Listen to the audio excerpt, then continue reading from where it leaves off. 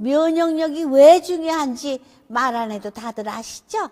저는 몇 년째 환신을 꾸준히 먹고 있는데 면역력만큼은 걱정 안 합니다.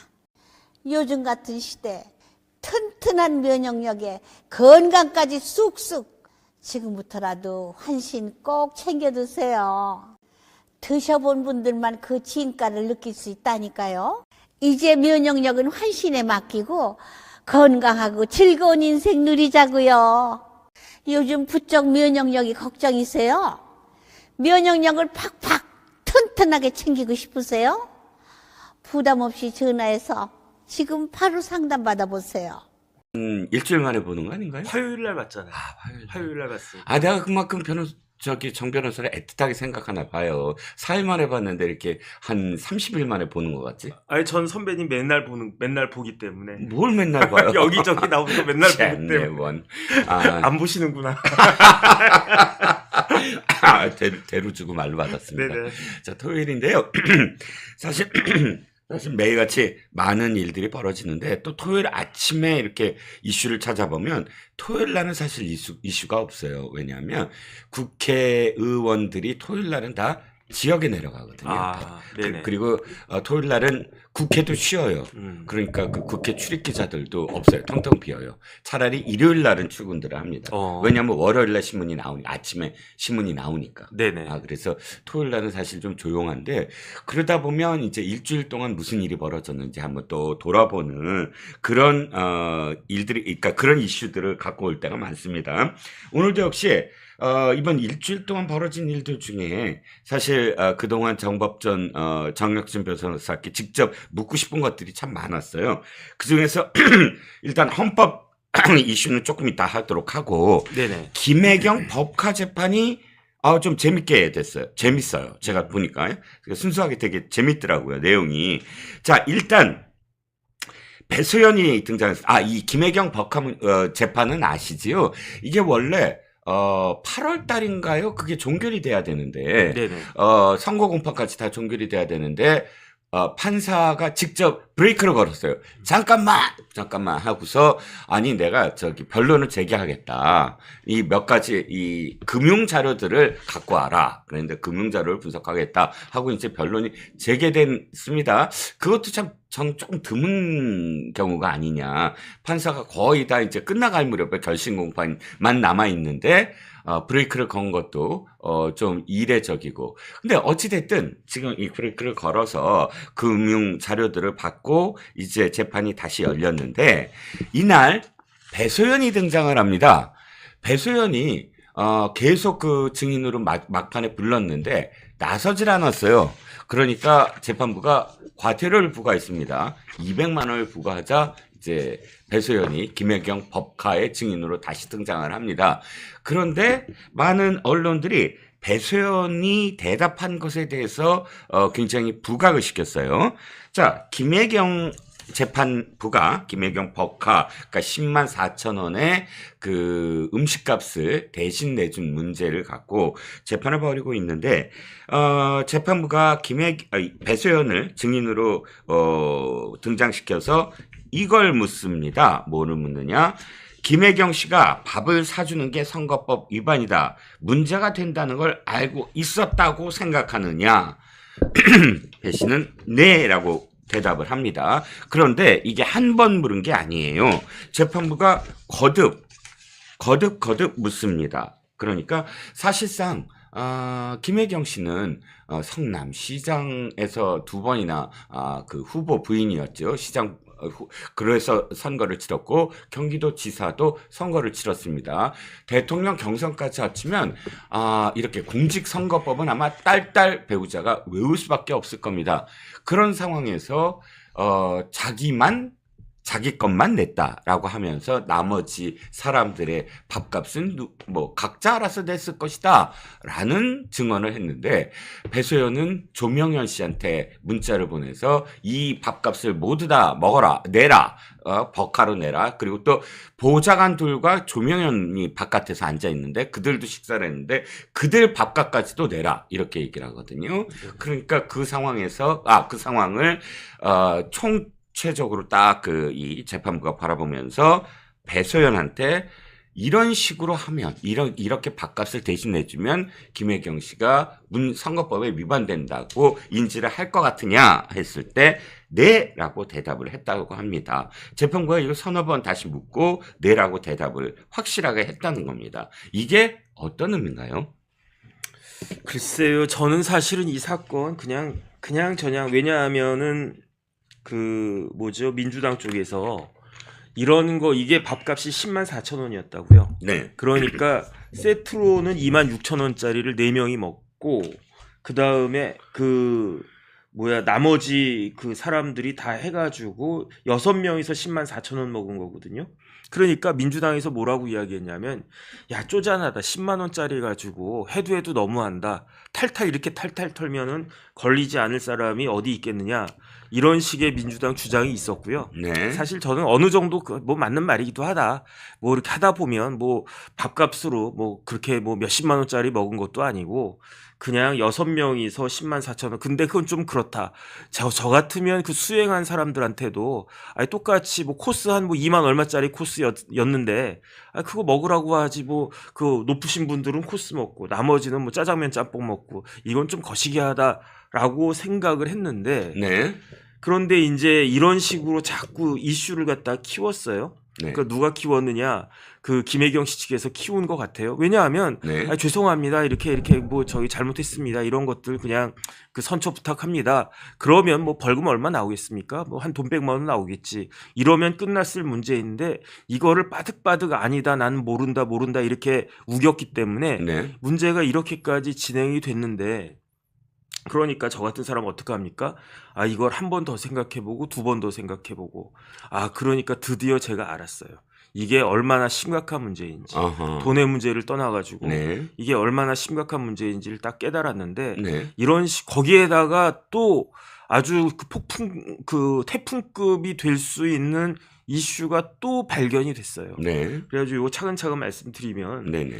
김혜경 씨가 그 밥을 먹은 게 2021년 8월 2일이었어요. 네네. 중국집에서 밥을 먹었어요. 네. 국회의원 부인 3명하고 같이 밥을 먹었으니까 네. 높은 사람은 4명이었고 거기 뭐 조명현 씨 무슨 변호사 뭐 누구누구 해가지고 그 수행한 사람이 2명 정도 더 있었던 것 같아요. 네. 그러니까 6명이 밥을 먹었다고 딱 나와 있었는데 네. 그런데 이것 관련해서 먼저 기소되고 재판받은 사람이 있어요. 그게 누구냐면 네. 배소연 씨예요. 네. 그 배소연 씨가 1심하고 항소심하고 다 유죄 판결이 나오지 않았습니까? 네.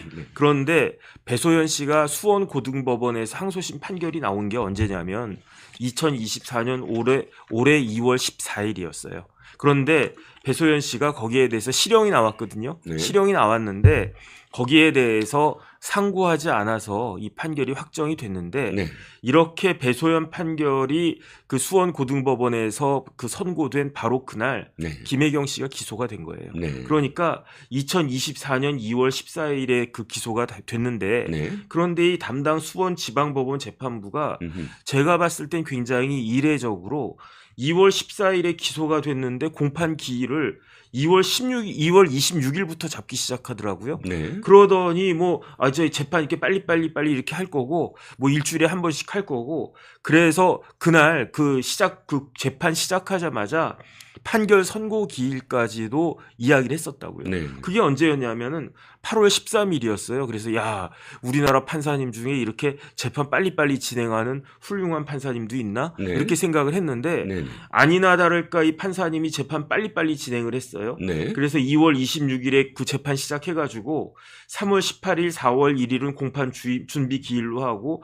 4월에도 8일, 22일, 5월에도 뭐 재판 하나, 둘, 셋, 4번 했고 6월에도 하나, 둘, 7월에도 4번 했고 뭐 이런 식으로 빨리빨리 해가지고 원래대로라고 하면은 8월 13일에 선고가 나올 것으로 예상이 됐는데 네. 그런데 갑자기 재판부에서 8월 13일에 선고를 하지 않고 변론 재개를 갖다가 한 거예요. 네. 변론 재개를 한 다음에 공판 준비 기일을 또 2번이나 해. 8월 네. 22일, 8월 29일. 네. 그래서 또 우리나라 재판부가 이런 식으로 재판을 갖다가 이렇게 늘리나 보다. 제가 봤을 때 10만 4천 원짜리 재판 얼마 되지도 않는 거 그냥 대충 빨리빨리 선고하지라고 생각을 했는데 네. 그런데 어쨌든 재판부가 꼼꼼하게 재판을 시작해가지고 9월 12일에도 하고 10월 10일, 그러니까 오늘이 12일인가요? 그러니까 오늘이 12일입니다. 12일. 오늘은. 그러니까 그저께 그 재판도 하고 그리고 난 다음에 10월 24일에 결심한다 이렇게 딱 이야기를 했는데 네네. 그런데 여기에서 이 사건의 법적인 의미를 제가 깨달았어요. 이게 어떤가요? 어떤 법적인 의미를 깨달았냐? 네네. 공직선거법상의 기부행위 금지란 말이에요. 네네. 그러니까 내가 선거에 나가려고 하는 사람이 네. 이렇게 이것저것 마음대로 사주면 안 된다. 내가 아무리 돈이 많고 여유가 있고 그렇다고 하더라도 네. 그냥 관계된 사람들한테 돈 주고 뭘 사주면은 그러면은 기부행위를 통해 가지고 선거가 타락될 수 있지 않느냐, 오염될 수 그렇습니다. 있지 않느냐. 네. 이게 기본적인 이 재판의 그 내용인데 네네. 여기서만 끝나는 게 아니에요. 네. 왜냐? 김혜경 씨가 이렇게 그 사람들을 사준 게 네. 그 누구 돈으로 사줬습니까? 경기도. 이 돈은요. 예. 만약에 이 그 공직선거법 규정은 내 돈으로 네. 예컨대 제가 국회의원 출마한단 말이에요. 예. 아 그런데 우리 이종근 실장님이 아주 영향력이 있고 뭐 대단한 분이야. 예. 그러니까 내가 형님 일로 와 보세요. 제가 그 선거 나오는데 예. 그 잘 좀 그러니까 예를 들어서 우리 집사람이 대통령 출마하는데 네네. 아 우리 집사람 저 형수님 통해 가지고 예, 예. 잘 좀 띄워주세요라고 밥을 사주는데 무슨 밥? 뭐 메뉴가 어느 거? 그 저기 코스 아 코스. 아 그치. 코스 정도 돼야지. 난 짜장면 사주면 나 더 이상 안 하려고 그랬어 얘기는. 그런데 코스요. 그 원래 공직선거법에서 예정한 건 뭐냐면 네네. 그게 내 돈으로 네네. 내 돈으로 사줘도 이건 범죄다 이건데 그렇죠. 그런데 기본적으로 김혜경 씨는 제가 유죄가 나올 거라고 생각을 하니까 예. 뭐 만약에 무죄가 나오면 제가 이야기를 다시 바꾸겠습니다. 어쨌든 유죄가 나올 거로 생각을 하니까 김혜경 씨가 자기 돈으로 김혜경 씨 남편 그때 뭐였습니까? 경기도지사. 경기도지사 연봉 얼마 받습니까? 제가 그 따져보니까 한 1억 5천 넘게 네네. 받아요. 네네. 그러면 한 달에 1,000만 원 넘게 받고요. 경기도지사는 김혜경 씨도 들고 다니면서 마구 써jes겠지만 네. 법인카드가 있잖아요. 네네. 그러니까 저 같은 사람이 연봉 1억 5천 받으면 그 1억 5천 가지고 밥도 사고 뭐 기름도 넣고 뭐 별별 다 해야 되는데 네네. 경기도지사쯤 되면 그런 돈은 싹 법인카드로 처리하면 되니까 1억 5천은 그야말로 세금 빼면은 다 굳는 돈 아니겠습니까? 네네. 그런데 그러니까 그런 돈 중에서 알아서 개인적인 사적인 걸 갖다가 뭐 동창회 나가거나 사람 만나거나 할 때 밥값은 네 월급에서 내라 이거잖아요. 네네. 그런데 이때 그 김혜경 씨가 사용했던 카드는 그 어떤 카드냐? 개인 카드가 아니고 법인 카드였다는 이야기예요. 네네. 그러니까 지난번 대선에서 그 민주당 경선할 때 네. 그때 대선 후보 경선할 때 끝까지 이재명 그 후보가 놓지 않은 게 있었어요. 어떤 거죠? 그게 뭐였느냐? 경기도지사였어요. 음. 왜 내가 현직 경기도지사하면 선거 운동할 때 경선 같은 거 할 때 무지무지하게 유리한 거 아니겠습니까? 그렇죠. 내가 현직 경기도지사면은 경기도 그 사람들 그 뭐랄까 그 활용할 수 있고 네네. 그 맨파워를 갖다 활용할 수 있고 거기에다가 자금까지도 활용을 할 수 있으니까. 네. 그런데 끝까지 이재명 경기도지사가 경기도지사직을 놓지 않았기 때문에 이런 결정적 문제가 제가 봤을 때 딱 두 개가 생겼는데 네. 첫 번째가 뭐냐면은 허위사실 공표죄 중에 국토부 관련된 이야기가 어디서 나왔습니까? 경기도지사 국감에서 나왔잖아요. 네네. 만약에 다른 사람과 똑같이 뭐 이낙연 후보 같은 거 국무총리 끝까지 하고 있겠다라고 할 수도 있지 않았겠습니까? 네네. 하지만 다 내려놓고 똑같은 상황에서 똑같은 위치에서 시작을 한다라고 했었으면 네네.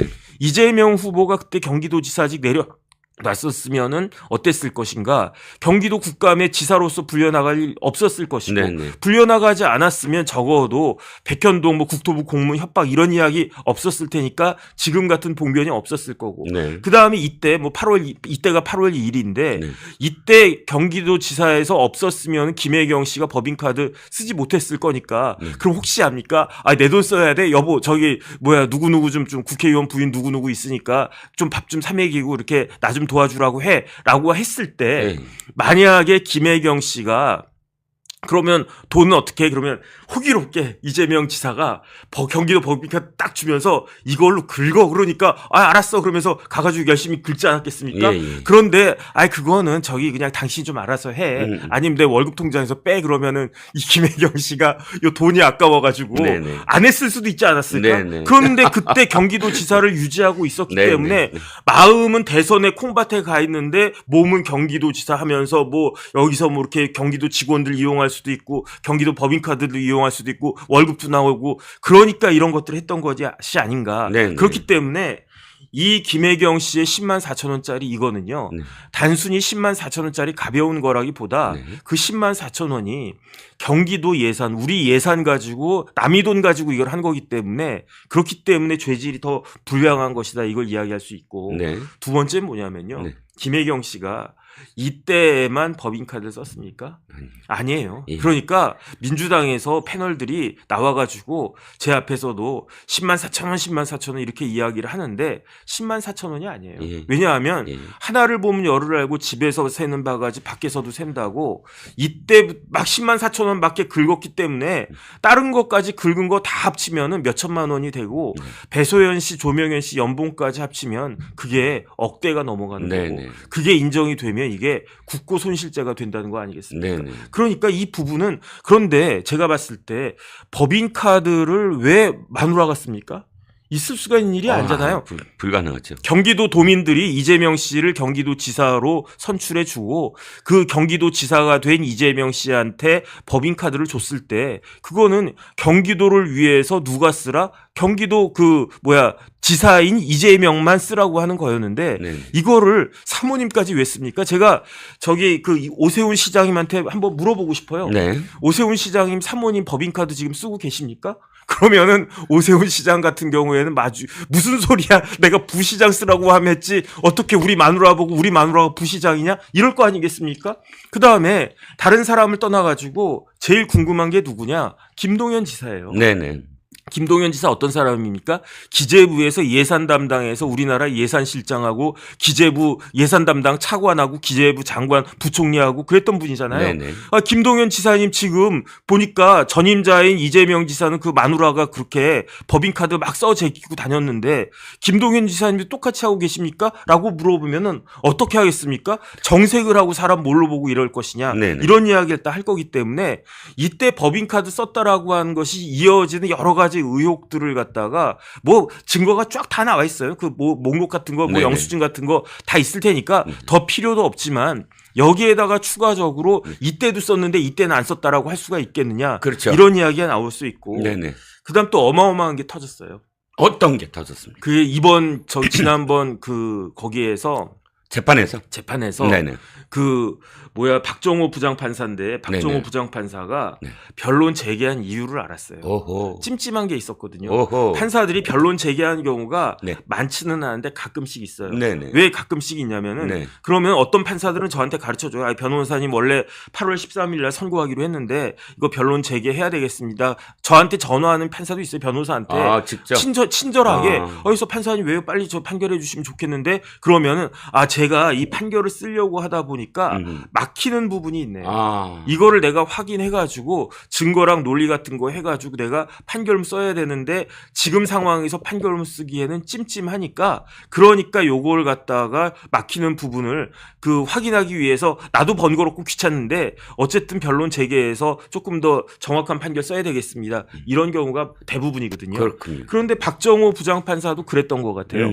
그래가지고 지난번 10월 10일 공판에서 네네. 어떤 이야기가 나왔느냐. 네네.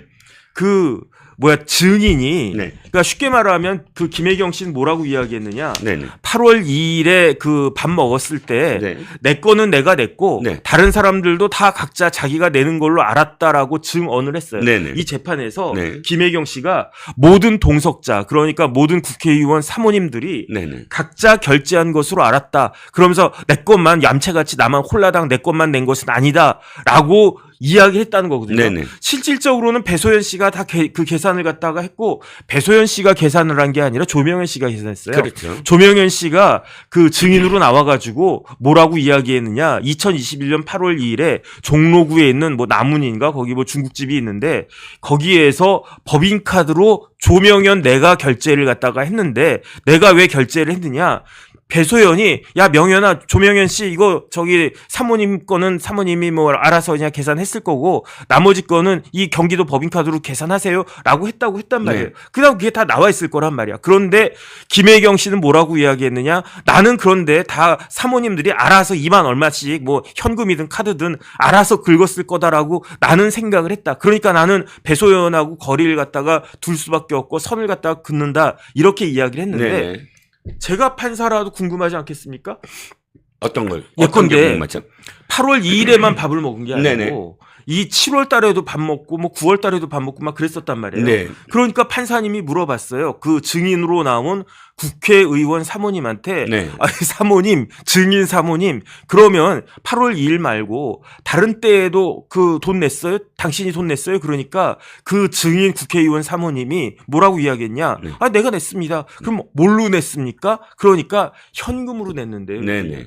그러니까 그 판사가 되게 꼼꼼한 사람인가 봐. 네. 그래서 그 박정호 부장판사가 그러면 결제 내역 뭐 포스 같은 거에 다 나오니까 그거 한번 그 확인해 봅시다라고 해가지고 그거 확인하려고 변론 제기한 것 같아요. 네. 그런데 그 확인된 게 딱 나왔는데 네. 현금으로 결제한 내역이 없어요. 당일날. 당일날. 해당일. 그러니까 8월 2일이 아니고 네네. 다른 날짜, 네네. 뭐 7월이나 뭐 이렇게 네 번에 더 있었다고 네네. 하잖아요. 네 번이. 그런데 그때 현금으로 한 게 없다라고 하니까 이게 이제 증인이 이게 이제 그거 한 거예요. 당황하기 시작한 거예요. 그런데 제가 궁금했어요. 네. 이 증인이 나왔던 게 언제냐면 네. 2024년 올해 네. 6월 달에 증인으로 신모 씨가 증인으로 나왔다라고 딱 그 되어 있어요. 그래가지고 신모 씨가 누군가 해가지고 궁금하다 6월 달에. 네네. 그런데 제가 봤을 때 그 신사모님, 네. 국회의원 사모님 신모 씨의 증언은 위증일 것 같다는 생각이 들거든요. 네네. 이거는 그 사람이 그 사모님이 결제한 게 아니에요. 네. 그런데 이거를 현금으로 냈다라고 이야기를 한 거니까 네네. 제가 봤을 때 이건 위증인데 네. 궁금했어요. 그 사모님이 누군가. 네. 누구냐면 네. 국회의장 사모님이에요. 우원식 국회의장 사모님. 제가 깜짝 놀랐어요. 네. 그래가지고 그때 뭐 인터넷 제가 쭉 뒤져보니까 그때 우원식 국회의장 사모님이 증언한 내용이 이렇게 네. 그 녹취록, 그러니까 네. 증인 신문 조서 같은 거죠. 네네. 그게 이렇게 인터넷에도 쭉 떠 있고 그렇던데, 네. 아 진짜 어떻게 우리나라 이럴 수 있나? 네네. 이게 말이 안 되는 게요. 네. 지금 이재명 대표 11월 25일에 판결 나옵니다. 네. 무슨 판결입니까? 그게 위증교사 판결이에요. 네네. 위증교사 판결인데 그 이야기는 이재명 대표에 대한 위증교사 재판이 지난 1년 동안 1년하고도 1개월 동안 쭉 진행되고 있었다는 이야기예요. 네네. 그런데 어떻게 된 민주당은 도대체 어떻게 된 놈의 당인지 음흠. 민주당 자기 당대표와 관련된 위증교사 재판이 1년째 진행되고 있는 한 가운데에서 네. 위증교사를 2번 한 거예요. 네. 추가로. 음흠. 첫 번째가 누굽니까? 김용 관련해가지고. 네. 김용 관련해서 뭐 경기도 뭐 상권 무슨 뭐 협의 진흥원. 뭐 진흥원장인가 뭔가 한 사람이 위증 교사 받아서 위증했잖아요. 네네. 이번에는 한술 더 떠가지고 네. 김혜경 씨 사건에서 이게 우원식 의장 부인 신모 씨가 자기가 본인이 적극적으로 나 김혜경 씨 앞으로 뭐 영부인 되실지도 모르니까 내가 그냥 적극적으로 위증을 한 것이다라고 해도 문제가 될 거고. 네. 그런데 만약에 김혜경 씨 측에서 네.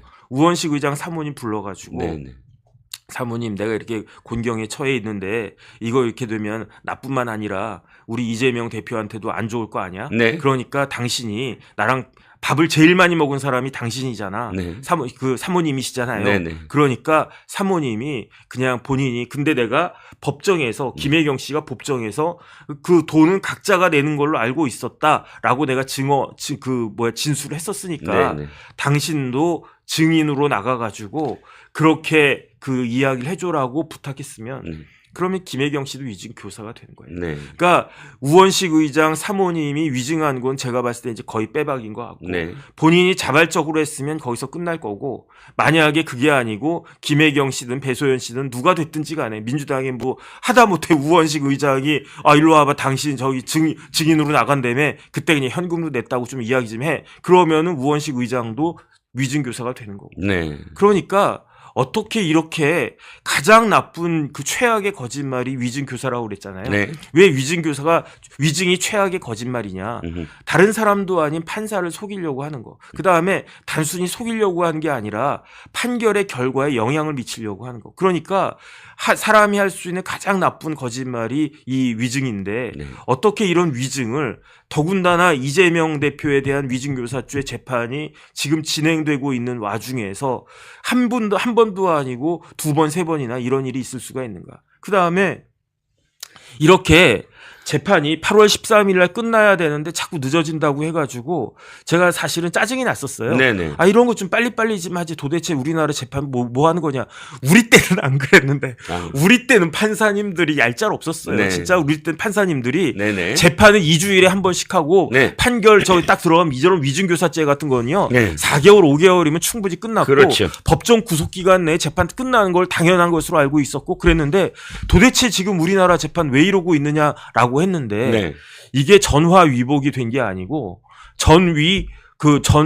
전화 위복이 됐다기보다 전복 위화가 된 거예요, 오히려. 왜 그러냐면 이재명 대표 입장에서는 네네. 이 김혜경 씨와 관련된 재판이 선고가 언제 예정이 되어 있느냐? 네네. 11월 14일이에요. 15일 전. 15일 하루 전. 그러니까 그 이재명 대표 입장에서는 11월에 네. 14일에 김혜경 씨 판결 나오고 15일에 본인 그 공직선거법 판결 나오고 네. 25일에 본인 위증교사 판결이 나오는데 네. 그 와중에 그 우원식 의장 사모님이 위증한 거에 대해서 확인이 들어갈 수밖에 없는 이야기가 나올 거고요. 네. 그럼 그 뒤에 누가 위증교사한 것이 아니냐 이런 이야기 나올 수밖에 없고 그러면 우원식 의장 사모님은 본인이 혼자 온팡 뒤집어 쓰든지 억울하면 누가 시켰다 이야기하면 좀 형이 좀 덜해질 테니까 다른 걸 다 떠나서 어떻게 우리나라 국회의장 사모님 우리나라 의전서열 넘버 2의 사모님도 지금 저런 구설수에 오를 수밖에 없는 그런 참 희한한 나라가 됐다 우리나라 일단은 그런 생각이 들고요. 네네. 마지막으로 네네. 이화영 판결도 11월에 나올 거라고 전 생각이 되거든요. 네. 이화영 판결 이제 10월 17일 날 이제 그 김성태 회장 증언하고 10월 24일인가 그때 결심하면 그러면 재판부가 11월이든지 아니면 늦어도 12월까지는 그 판결 선고하겠다라고 할 것 같고 네. 그다음에 여기에다가 좀 약간 비껴 나가가지고 네. 황우나 항소심 판결도 조만간 나오지 않을까 저는 그런 생각이 드는데 네네. 이런 것들이 자꾸 밝혀지고 있다라고 하는 것을 알아야 될 것 같습니다. 그렇죠. 와, 제가 저 질문을 한 다음에 27분 동안 한 번에 그냥 다 설명을 해버리셨어요. 그러니까 제가 그냥 내내 추임새만 넣었는데 일목요연합니다, 사실. 아무 어떤 군더더기가 없어요. 27분 동안. 제가 한마디로 정리를 해드리면, 와, 이 판사 정말 꼼꼼하더라. 그리고 이 판사 정말 정확하게 밝혀내더라. 이 두 가지입니다. 즉, 뭘 요구했나 봤더니, 포스기가 아시다시피 아마 그 음식점 가면 아실 거예요. 제가 현금을 내잖아요. 그러면은 액수를 뚝뚝뚝뚝 테이블을 누르다는 액수를 뚝 누르면 차크락 소리가 들리고 현금통이 딱 나와요. 네네. 그러면 거기에 받은 현금을 넣고 거스름돈 주고 딱 닫으면 기록이 남는 겁니다. 거기에 현금을 낸 거. 뭐 카드야 쭉 집어넣으면 그대로 기록에 남으니까. 그러니까 재판장이 포스기를 갖고 와라. 그런 거예요. 그렇죠. 그러니까 음식점이 포스기 낸 거예요. 근데 봤더니 해당 일들의 현금 기록이 없더라. 당황한 김혜경 측 변호사는 그렇다고 그 날짜가 없다고 해서 이 기록이 없다고 해서 무조건 현금을 안 냈다라고 할 수는 없지 않느냐라고 강변을 합니다. 그러니까 그건 무슨 뜻이야? 음식점이 탈세를 해서 그냥 받았다. 그러니까 매출 누락했다는 거잖아요. 매출 누락을 했다. 뭐 이런 식으로 뭐 그런 가능성을 얘기를 했고 어찌 됐든 말이 안 되는 얘기 아닙니까? 그러니까 그거를 밝혀냈다. 물론 이 모든 금융 정보가 오지 않았으므로 그 마지막까지 다 받고 판단하겠다라고 좀 더 연기를 했습니다. 그리고 아까도 얘기했지만 배소연의 이런 그 태도들이 그대로 그 녹취록 아까 그 법정 그 증언이라든지 이런 거에 나오는데 한마디로 말도 안 되는 얘기죠. 배소연한테 판사가 계속 묻습니다. 아니 너는 성남 시절부터 지금까지 이렇게 공무원으로서 일하고 이런 보좌 같은 걸 계속 하는데 이렇게 내면은 문제가 될 걸 몰랐니? 했더니 이렇게 대답을 합니다. 아무한테도 얘기 안 하면 문제가 되지 않을 거라고 알았다. 네네. 이건 무슨 뜻이야? 범죄가 된다는 거 알았다는 얘기잖아요. 네네. 예. 이건 그 자신의 범죄 행위를 실토한 거나 마찬가지이고, 제가 이해가 안 가는 게 그 공직자 부인들 있잖아요. 그러니까 의원 부인들, 국회의장 부인부터 해서 의원 부인들이 자기가 다 내야 되는 거 당연히 알죠. 근데 안 냈고 뭔가 계산이 됐어. 거기에 대해서 단 한 사람도 의문을 제기하지 않았다? 네네. 이것도 사실은 말이 안 되는 거 아닙니까? 그렇죠. 왜냐하면 이게 다 정치인들의 와이프이기 때문에 네. 본인들이 이렇게 얻어먹으면 안 된다라고 한 거를 몰랐을 리가 없는데 네네. 그런데 이렇게 문제가 될 거라고는 예상을 못했겠죠. 네. 그러니까 사람들이 이렇게 딱 저보고 정 변호사는 뭐 맨날 뭐 파스타나 먹고 스테이크나 먹고 그런 거라고 혹시 착각하시는 분이 계실지 모르는데 제가 이른바 이렇게 오래되고 허름한 그런 집 가서 밥 먹는 거 되게 좋아하거든요. 노포. 예. 그래가지고 엊그저께도 저희 집사람이랑 같이 종로에 네. 아주 굉장히 이렇게 어떤 그 사장님이 연세가 많이 드신 사장님이 맛있게 해주신 데가 있어요. 네네. 그런 데 가면 저는 우리 집사람이 그런다고요. 아 여보 저기 현금 내시라고. 네네. 그러면 일부러 이제 현금 낸단 말이에요. 네.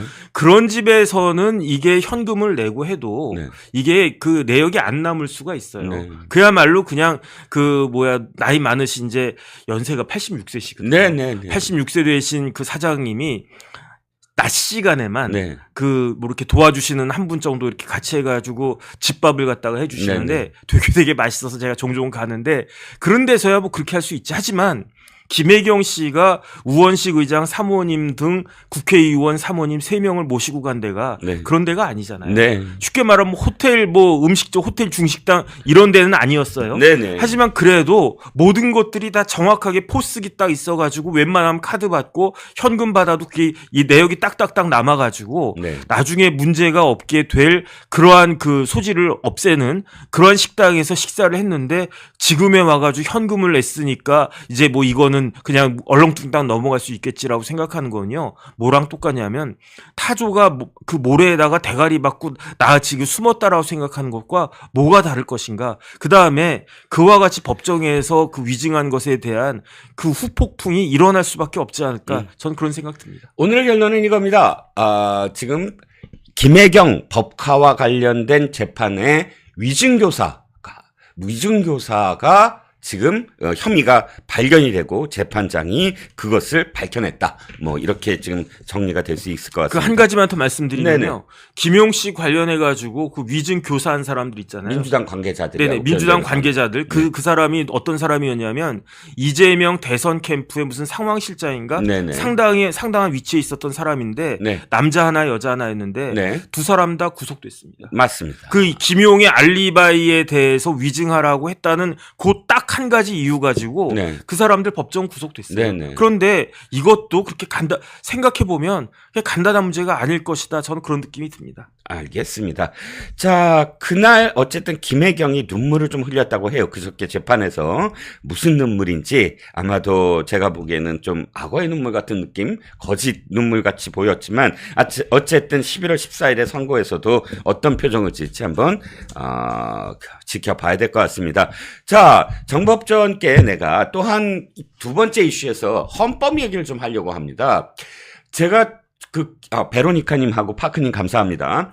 제가 이 기사 제목을 보고 놀랐어요. 머니투데이 기사인데 제목이 이겁니다. 탄핵 사유를 묻자 헌재에서 국정수행에 대한 믿음이 상실될 때라고 대답을 했다는 거예요. 실제 이렇게 말을 했다? 제가 되게 궁금했어요. 되게 모호하잖아요. 네네. 국정 수행에 대한 믿음이 상실될 때 보통은 헌법재판소가 대통령 탄핵에 대해서 묻는데 이 내용이 뭐냐면 박지원이 그러니까 국정감사에서 헌법재판소에 서면 질의를 한 거예요. 대통령을 탄핵하는 사유가 뭐냐. 좀 더 구체적으로 답을 해달라라고 물은 겁니다. 그러니까 헌법재판소가 서면 답변을 했어요. 그런데 답변을 했는데 머니투데이가 제목을 국정 수행에 대한 믿음이 상실될 때 이렇게 단 겁니다. 좌파들이 난리가 났어요. 와, 이게 윤석열 대통령의 탄핵의 어떤 근간이 될 수 있다. 국정 수행에 대한 믿음이 상실된 국민들이 상실된 거 아니냐. 그런데 들여다봤더니 저는 이 머니투데이 제목이 이게 오버라고 생각을 해요. 왜 말이 안 되냐. 그냥 뜬금없이 국정 수행에 대한 믿음이 상실될 때 이렇게 얘기한 게 아니고 사유를 아주 정확하게 얘기를 한 거예요.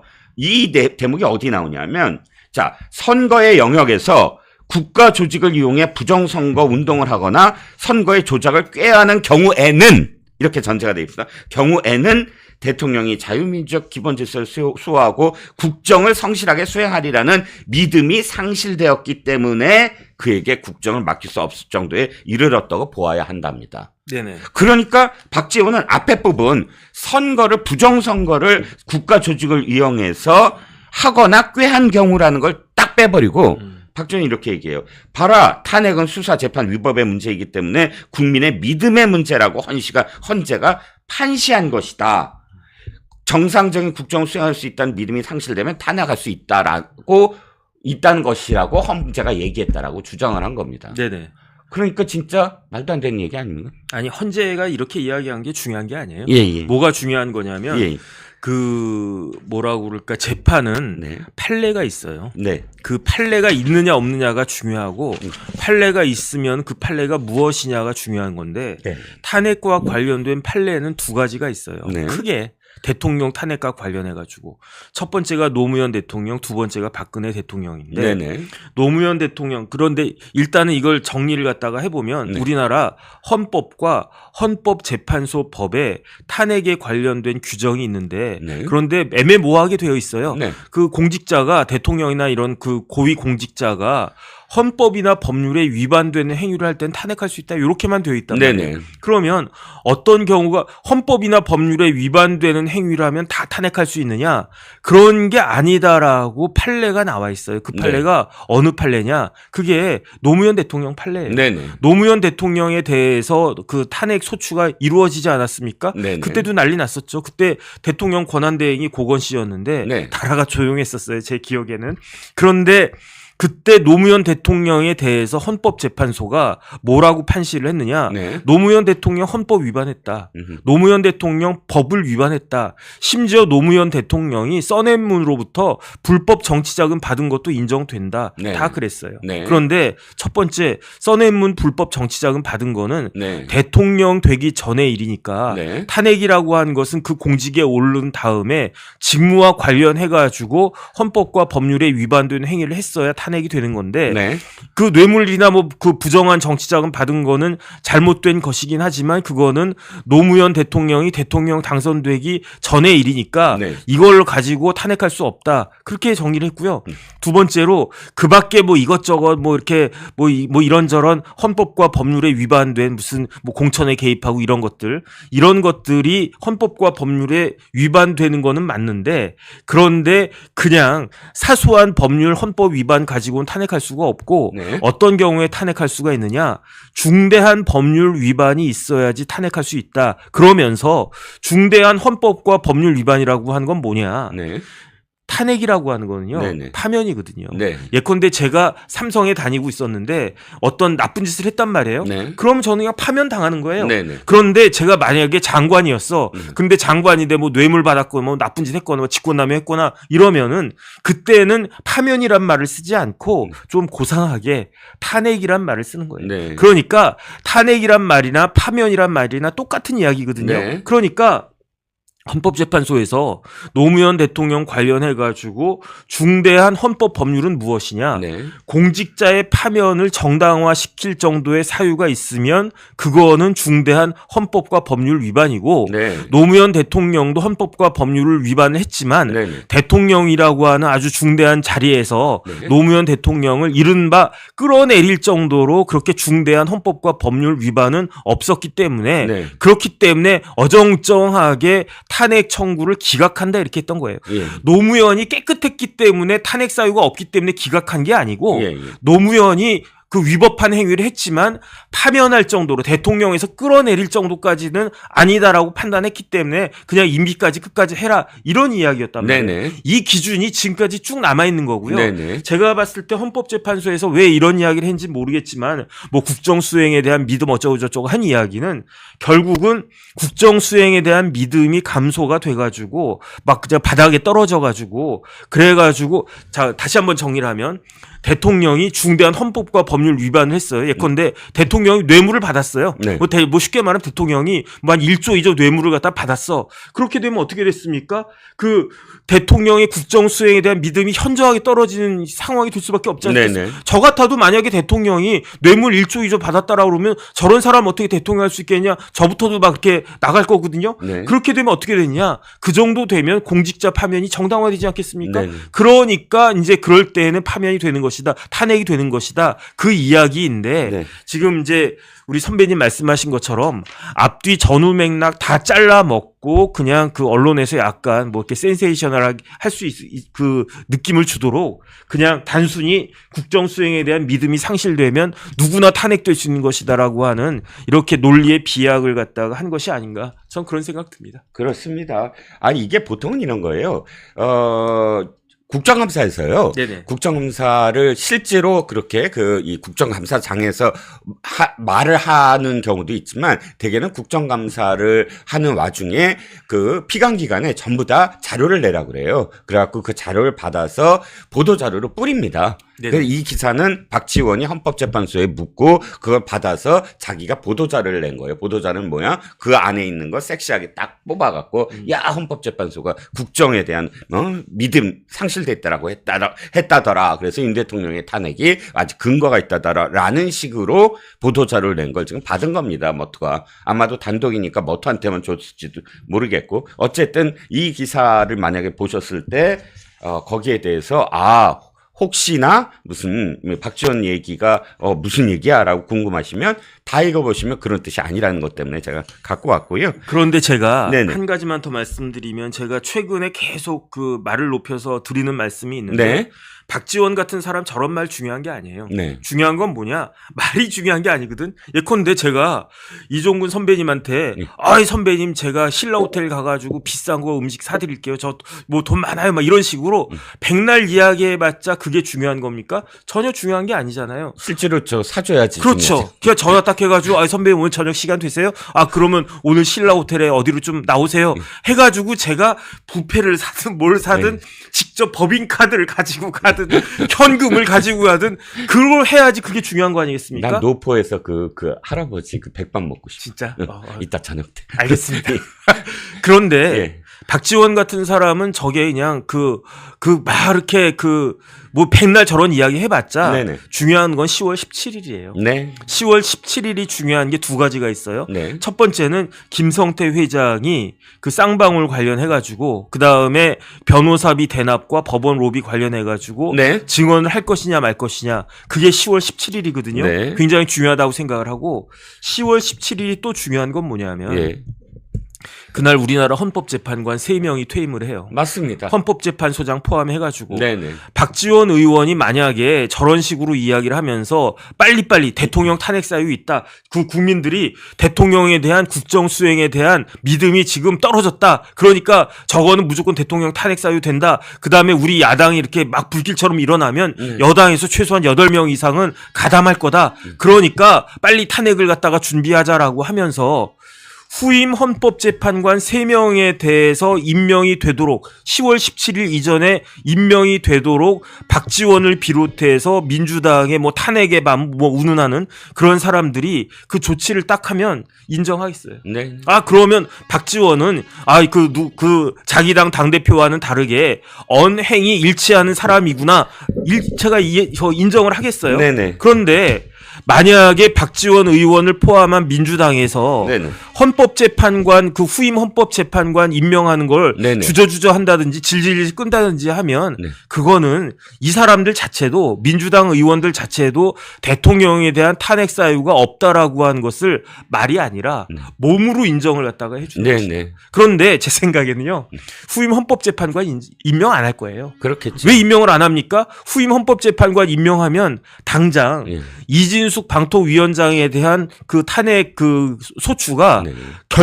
기각 결정 날 거 뭐 불문 가지고요. 네네. 그 다음에 그렇게 되면 방통위 정상화될 거 아니겠습니까? 네. 그러면 MBC 같은 데가 또 정상화될 거 아니겠습니까? 네. 그런 꼴은 저 민주당에서 보지 않을 거기 때문에 입으로는 맨날 뭐 탄핵 대통령 국정수행 믿음 운운하면서도 저기 몸은 까딱도 안 할 거예요. 그건 뭐랑 똑같느냐?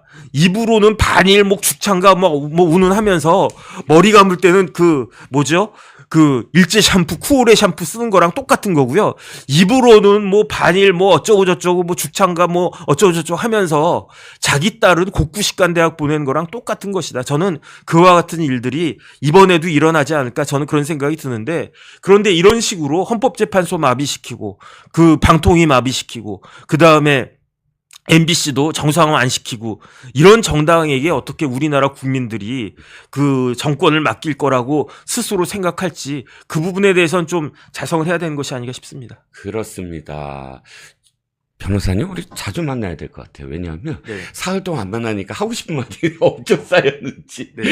오늘 아주 다 한 번에, 아까도 한 번에 정리를 하시더니 오늘 이번 건도 한 번에 정리를 해버렸습니다. 일부에서는 이런 얘기도 있긴 있어요. 세 사람이잖아. 근데 네. 이제 국회목 세 사람이 나가잖아요. 근데 여당에서 하나, 야당에서 하나, 나머지 한 사람은 서로 합의에 의해서, 이게 관례였는데 지금 민주당이 주장하는 게 뭐냐면, 아니 우리가 의석이 많으니까 두 사람 다 우리가 하고 하나 네가 해, 이렇게 내는 걸 지금 반대를 하기 때문에 지금 계속 공전인데, 국민의힘이 받아라. 그냥 저쪽 둘 주고 하나 받아갖고 일단 그럼 4대 5고, 근데 4대 5더라도 어떤 경우 4대 5가 한 명이 아직 없으니 4대 5 맞죠? 그리고 이 기각 결정은 아무리 진보의 할아버지 재판관이 임명이 되더라도 너무 뻔하니까 못할 거다. 네네. 그리고 내년에 대통령 목과 대법원장 목 두 사람이 또 정년 아까 퇴임이래요. 네네. 그래서 그때는 어차피 대통령이랑 대법원장이 하면 될 거 아니냐, 이런 얘기도 있긴 있거든요. 그런데 이제 과반수도 중요할 때가 있는데, 네. 과반수 같은 경우에는 그 정당해산 심판 같은 거 할 때 네. 대부분은요 네. 6명이 찬성을 해야 돼요. 네. 그러니까 헌재에서 4명만 확보하고 있으면은 일이 안 돼요. 일반 그 법원하고 다르기 때문에. 그러니까 국민의힘 그냥 받으세요. 네. 뭐 민주당 쪽에서 추천하는 그 헌법재판관 2명, 그 다음에 이제 법조인들은요. 네. 그 다음 헌법재판관 아무나 합니까? 저 같은 사람은 할 수도 없어요. 왜냐하면 진짜로 법조 경력이 아주 대단하고 그 다음에 그 굉장히 인정받는 그런 분들이 헌법재판관 되시는 거기 때문에, 그런 분들은 아무리 민주당도요, 아무리 민주당이라고 하더라도 아무나 헌법재판관, 김남국 같은 사람을 헌법재판관으로 뭐 이렇게 추천할 수 있겠습니까? 그런 일은 없어요. 그 다음에 민주당에서 추천한 사람들이라고 하더라도 아주 이렇게 그 법조계에서 신망받는 분들이 될 가능성이 높기 때문에, 아니라고 하더라도 그렇기 때문에 이거는 그 여당에서 받는 게 맞지, 이것 때문에 뭐 안 되겠다 이렇게 하는 거는 그야말로 소탐대실이 될 것이 아닌가, 저는 그런 생각 듭니다. 2대1로 만약에 그래 받자 그러면 보나마나 민주당은 다른 핑계 대고 또다시 안 하려고 할지도 모른다라는 생각이 또 들었습니다. 자, 세 번째 이슈를 좀 언급하게 하기 위해서 세 번째 이슈로 넘어갈게요. 명태균 얘기를 또 왜 하냐, 이렇게 생각하실 텐데, 저는 명태균이란 자가 지금 뭐 완전히 그러니까 수류탄을 터뜨렸어요. 누구 한 사람을 저격하는 게 아니라 그냥 국민의힘이라는 진짜 보수의 적통정당이라고 표현하고 싶은데, 이번에 그 당에 수류탄 딱 터뜨렸습니다. 왜? 그러니까 이게 무슨 의미냐? 저는 이게 굉장히 큰 의미라고 봅니다. 지금 명태균 입에서 언급되는 사람들은 그야말로 이 당의 앞으로 미래의 대통령을 꿈꾸는 사람들과 미래의 대통령을 만들려는 사람들, 주로 책사라고 하죠. 이런 사람들이 대거, 진짜 이 당의 명망가들이 대거 입에 오릅니다. 그리고 서로 공방을 벌입니다. 저는 이게 참 기가 막혔어요. 어떻게 이렇게 이 당에서 정말 중심 인물들이었던 사람들이 한순간에 우리가 가장 최악이라고 하는 그런 정치 브로커의 손에 놀아날 수가 있는가. 자, 첫 번째, 저는 이 사건의 의의가 이렇게 봅니다.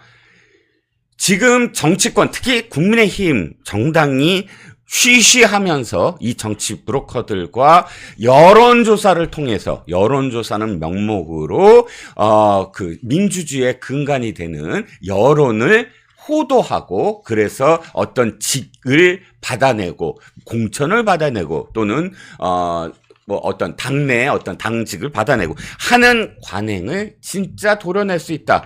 진짜 이번에야말로 이 정당을 바꿀 수 있다. 또는 정치 행태를 바꿀 수 있다라는 의미가 하나 있고, 두 번째는 그런 정치 브로커들과 놀아나고 한통속이 됐던 사람들은 이제 무대에서 사라져라.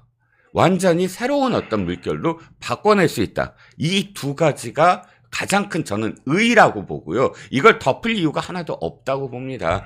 그래서 진실을 밝혀야 된다고 저는 생각을 해요. 보니까 물론 윤 대통령 부부 얘기도 하고 그런데 김영선, 김영선 그렇다 치고 김종인 처음에는 이거 한 번 만났다, 두 번 만났다, 이게 다 한두 번 만났다 이런 식으로 지금 호도하고 있는데, 보니까 상당히 명태균이라는 사람과 자주 만났고, 또 중요한 현안을 이야기할 때 명태균이 있었다라는 걸 지금 실토가 됐습니다. 이준석 말할 것도 없죠.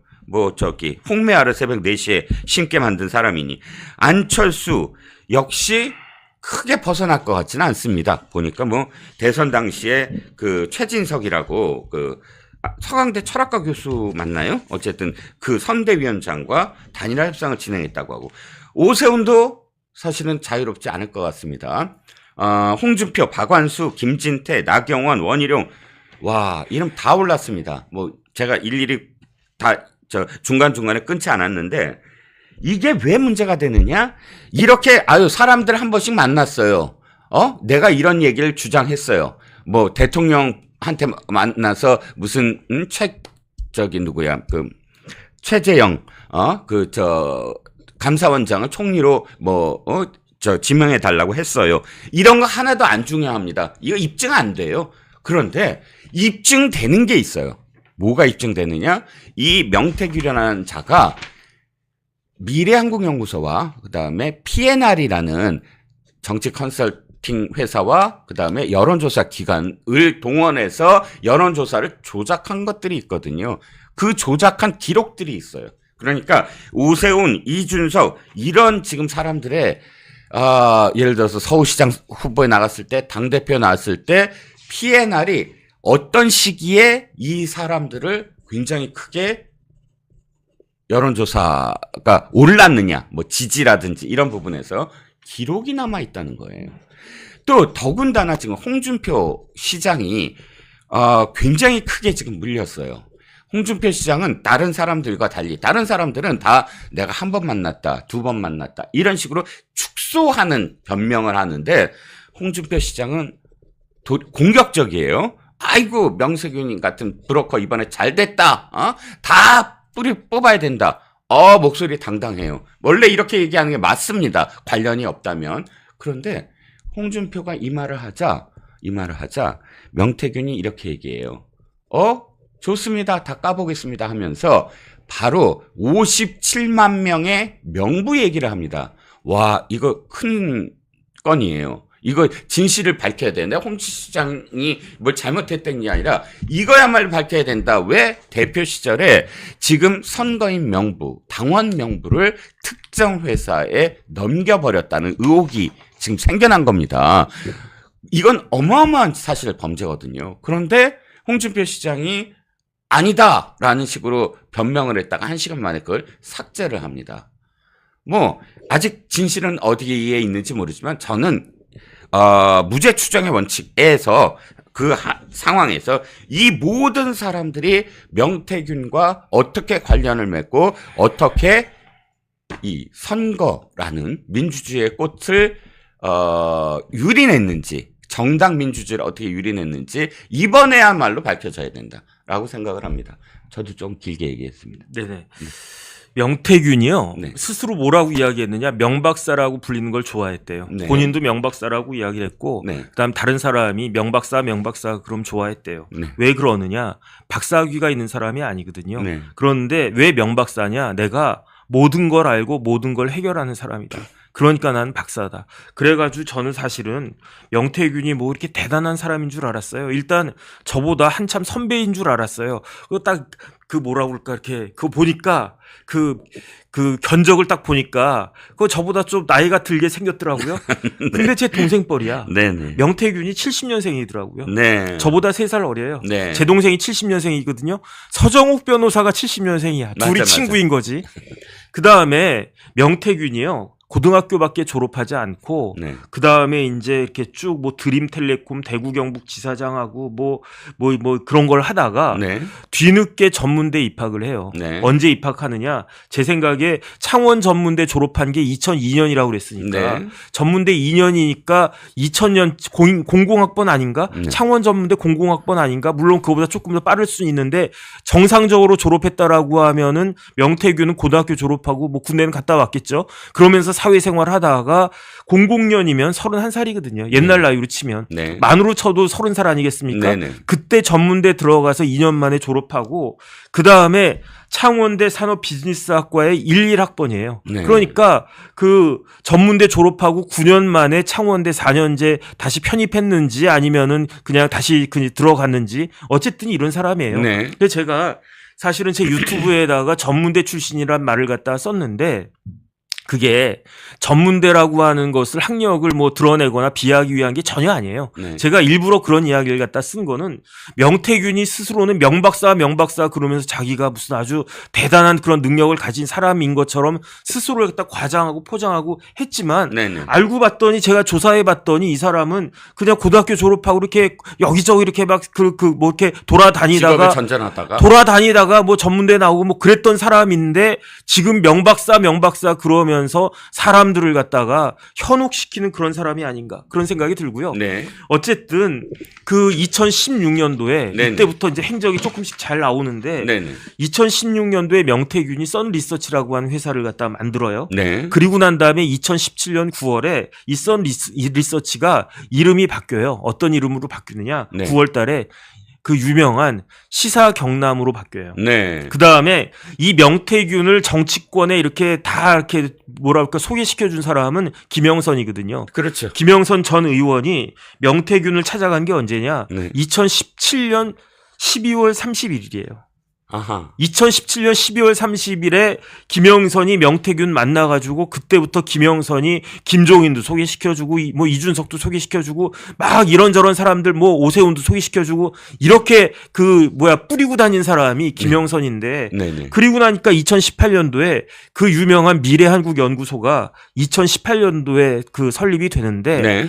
잠잠하다가 네. 2021년부터 이제 그 명태균이 네. 막 활동을 갖다 하거든요. 네. 왜 2021년일까 생각을 해봤더니 2020년, 2021년 이때는 박근혜 정권 탄핵당하고 하야하고 그 다음에 이제 문재인 정권 막 기세 올려가지고 국민의힘이 그 당시 야당이었던 뭐 미래한국당, 국민의힘 이런 데가 완전히 쪼그라들 대로 쪼그라들 때 아니었습니까? 그렇습니다. 그 내일 모레면 대선인데 대선 후보를 갖다 내세울 사람이 없고 내일 모레면은 그거 이제 그 전당대회 해야 되는데 당대표를 누가 해야 되는가 그런 것도 없고 그런데 그 와중에 이제 문재인 정권 실정하고 있으니까 뭔가 약간 틈은 보이는데 그때가 2021년이었는데 네.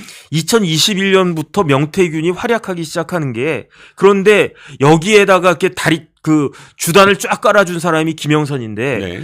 2021년 4월 7일에 뭐가 있었냐면 서울시장 보선이 있었어요. 네. 그 직전에 명태균이 누굴 만나느냐? 김종인을 만나요. 네. 그래가지고 본인 이야기로는 그래요. 김종인이 나한테 오세훈을 서울시장 만들어라라고 이야기를 해서 네. 불과 며칠 만에 얼렁뚱땅 해가지고 오세훈 서울시장 만들었다는 식으로 본인이 이야기를 갖다 네네. 하고 그러니까 어쨌든 오세훈이 서울시장 됐어요. 그때 뭐 이것저것 뭐 활약을 갖다가 했는지 네. 그랬는지 5월 9일에 명태균 씨 좀 만납시다 했던 사람이 있어요. 네. 그게 누구냐? 그게 이준석이에요. 네. 그래가지고 그 이준석이 6월 11일에 뭐가 있었습니까? 전당대회 있었단 네네. 말이에요. 한 달 동안 명태균이 이거는 김종인 위원장의 발언이에요. 네. 김종인 위원장이 뭐라고 이야기했느냐? 이준석 전대 때 명태균이 이준석 붙어 다니면서 열심히 했대요. 네네. 그러니까 그래가지고 누가 당대표 됐습니까?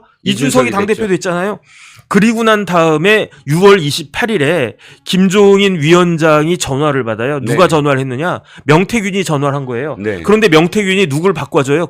바꿔준 사람이 누굽니까? 그게 김건희 여사였다는 거예요. 네. 이 김종인 위원장의 이야기이고 6월 28일 날 김종인 위원장이 명태균 통해 가지고 김건희 여사하고 전화를 받은 그 다음 날 6월 29일인데 예. 그게 뭐가 있었습니까? 2021년 6월 29일에 윤석열 검찰총장이 대선에 출마하겠다고 출마 선언을 갖다가 해요. 네. 그리고 난 다음에 7월 4일에 윤석열 후보가 윤석열 전 검찰총장이 김종인 위원장을 사상 처음으로 두 사람이 만나는데 그때 같이 따라 나왔던 사람이 누구냐? 명태균하고 김건희 여사였다는 이야기예요. 예. 그런데 그때 명태균하고 김건희 여사는 그냥 간단하게 인사만 하고 둘은 빠지고 김종인 위원장하고 윤석열 대통령하고 두 분이서 뭐 점심인지 이렇게 식사를 갖다가 했다.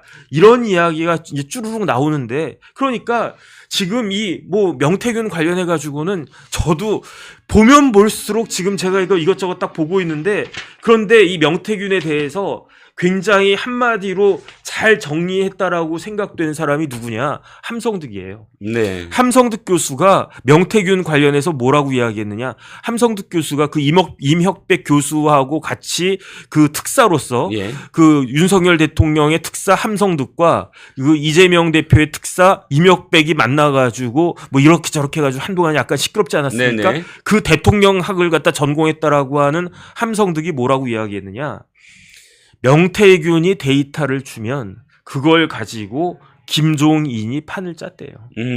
그러니까 제가 봤을 때 이 명태균이라고 하는 사람은 아주 그 당시 취약했던 국민의힘을 갖다가 아주 그냥 교묘하게 파고 들어가지고 아주 진짜 지난번 정치판에다가 네.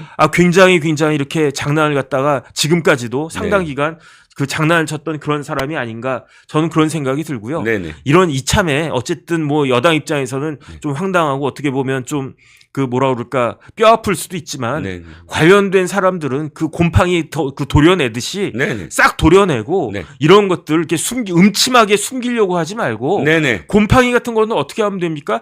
햇볕 앞에 그냥 쫙 말리면 곰팡이 다 없어져 버리잖아요. 네네. 이런 식으로 잘잘못을 갖다 가려가지고 책임질 사람들이 있으면 책임지고 용서받을 사람이 있으면 용서받고 그렇게 해가지고 새 판을 짜야 된다. 저는 그런 생각 듭니다. 그렇습니다. 명태균이라는 사람의 지금 이 분탕질이 도리어 국민의힘에는 저는 약이 될 수 있다라고 생각을 하고요. 또 더군다나 국민의힘만이 아니라 솔직히 말씀드리면 물타기라고 생각하실 것 같아서 사실 이 당 얘기만 하겠지만 민주당 사실 더 많습니다. 대개 컨설팅 회사와 여론조사 기관을 함께 갖고 있어서 내가 어떻게 여론조사 데이터를 좋게 내줄까 하면서 이 정치 브로커로 활동하는 수많은 사람들이 있습니다. 이런 행태가 이번으로 완전히 좀 바뀌었으면 하는 생각입니다. 자, 1시간 동안 달려봤고요. 하실 말씀 혹시 더 보태실 말씀 없으시죠? 저는 이 명태균 사건으로 인해 가지고 네네. 굉장히 큰 타격을 입을 수밖에 없는 사람이 김종인 위원장하고 네. 그 다음에 이준석 대표일 것 같아요. 네네. 이준석 의원이 그 개혁신당이 네네. 이 명태균 이야기가 나오는 게 칠불사 홍매환가 네. 해가지고 김영선 천하람 이준석 이렇게 모여가지고 네. 명태균 모여가지고 거기로부터 이제 비롯된 거 아니겠습니까? 그렇죠. 명태균을 아주 교묘하게 그래가지고 이야기 보고 깜짝 놀랐거든요. 네. 함성득 교수 이야기 다시 한번 말씀드리면 네.